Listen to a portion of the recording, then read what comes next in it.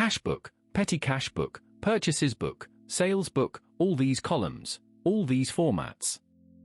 If your head is spinning, you are not alone. Let me fix that today. Here is the truth: every single business transaction starts its life in one of these books. Get this right, and the rest of accounting clicks into place. Get it wrong, and your ledger is a mess from day one. So let us go step by step.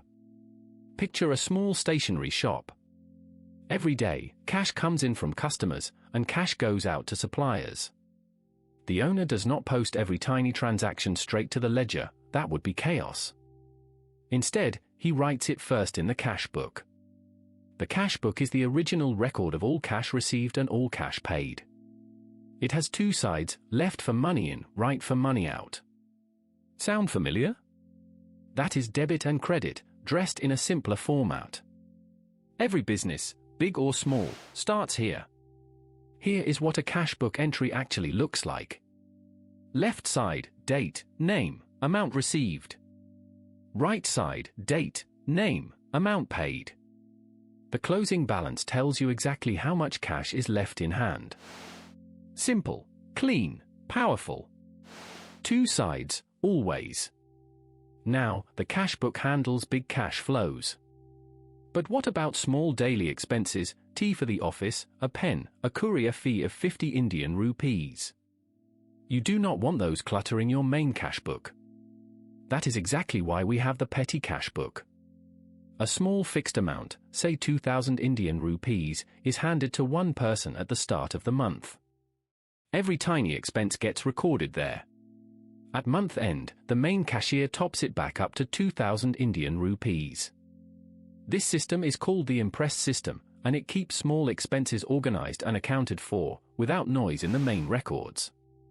Here is the petty cash book flow in for clean steps. Starting balance, spends during the month, closing balance, top up. The trick is, the top up always equals total spending. If you spent 370 Indian rupees, you get 370 Indian rupees back. The fund resets. Got that? Good, because that is the whole logic of the imprest system. Now we move from cash books to the other subsidiary books, and this is where many beginners get confused. What are subsidiary books? They are special journals that record one type of transaction repeatedly. Instead of writing every credit purchase in the main journal, you collect all of them in one place, the purchases book. All credit sales go into the sales book. Goods returned by customers? Sales returns book. Goods you return to suppliers? Purchases returns book. These are not account books, they are collection points. The totals from these books eventually post to the ledger. That is the flow. Here are the 6 subsidiary books every beginner must know. Each one handles exactly one type of transaction. Notice, cash transactions never go here. Cash always goes to the cash book. These books are exclusively for credit transactions and bills. Keep that boundary clear and you will never get confused. Let us make this concrete. The same stationery shop buys 8,000 Indian rupees worth of paper on credit from Sharma Traders. Cash? Not yet, this is a credit purchase. So it does not go in the cash book. It goes in the purchases book. The entry, date, supplier name, invoice number, amount, 8,000 Indian rupees. At month end, if the shop made 5 such credit purchases totaling 35,000 Indian rupees, just one entry hits the ledger, purchases account debit 35,000 Indian rupees. 5 transactions, 1 ledger entry. That is the whole point. The subsidiary book absorbs the detail so the ledger stays clean. Watch how the purchases book entry flows. Raw entry in the book, then one clean total to the ledger. Each supplier still gets their own credit in the creditor's ledger.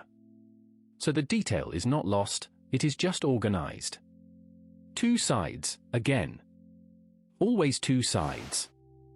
One question that trips up almost every student: when does a transaction go into the cash book versus a subsidiary book? Here is the rule, and once you hear it you will never forget it. Cash involved? Cash book. no cash or pure credit? Subsidiary book.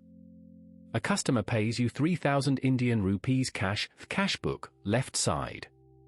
A customer buys 3,000 Indian rupees on credit, sales book. A supplier gives you credit for 500 Indian rupees of returned goods, purchases returns book. Cash, no cash. That is the only decision you need to make. Every time. Here is the decision tree printed clearly. 3 transactions, watch how the rule works every time. Cash comes in, cash book. Credit sale, sales book. Credit return, purchases returns book. 1 question. 1 answer. That is it. The rule works for every transaction you will ever face in your exams or in your job.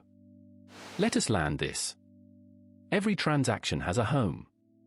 Cash moves cash book. Tiny daily spends petty cash book on the imprest system. Credit purchases, sales, returns, bills their own subsidiary books. And at month end, subsidiary book totals post cleanly to the ledger. 2 sides. Always. You now have the whole picture. You have got this, seriously. This is the foundation, and you just built it. Next, watch the video on ledger posting and trial balance. That is where these books connect and the full picture comes alive. And for the full +1 and +2 commerce notes that go with this video, head over to acescommerce.com.